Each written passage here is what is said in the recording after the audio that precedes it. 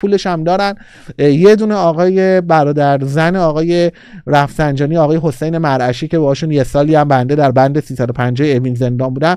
این آدم سوپر پولداره، هواپیمایی ماهان مال ایشونه، یک شاخیه. وقتی که اومد زندان کل بند 350 اوین رو این اصلا از این رو به اون رو کرد، لاکچریش کرد. یعنی بند 350 اوین شد لاکچری، برای همه اتاقا اون موقع LCD خرید، یخچال خیلی خوب خرید، بعد برای همه اتاقا فرش گرفت، بعد میخواستش که کولر گازی برای اتاقا بذاره، بعد کولر گازی ها گفتن برقمون سیم کشیمون قدیمیه نمیشه، گفت سیم کشی کل بند رو عوض کنید، کل زندان و سیم کشیشو با هزینه شخصی عوض کرد، بعد برای هر اتاق یه دونه کولر گازی گذاشت که اتاقا نزدیک 10 تا بودن اون موقع.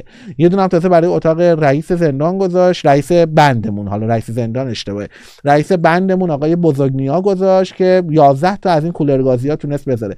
این آدم سوپر پولداره. یعنی یه دونه حسین مرعشی با توجه به واقعا وضعیت اقتصادی شاخی که داره، یه دونه حسین مرعشی اگر بخواد یه کاری بکنه در چارچوب تبلیغاتی که فردا همه جا نام پزشکیان باشه، یه حسین مرعشی کافیه که این اقدامو بکنه. پس بنابراین از 48 ساعت آینده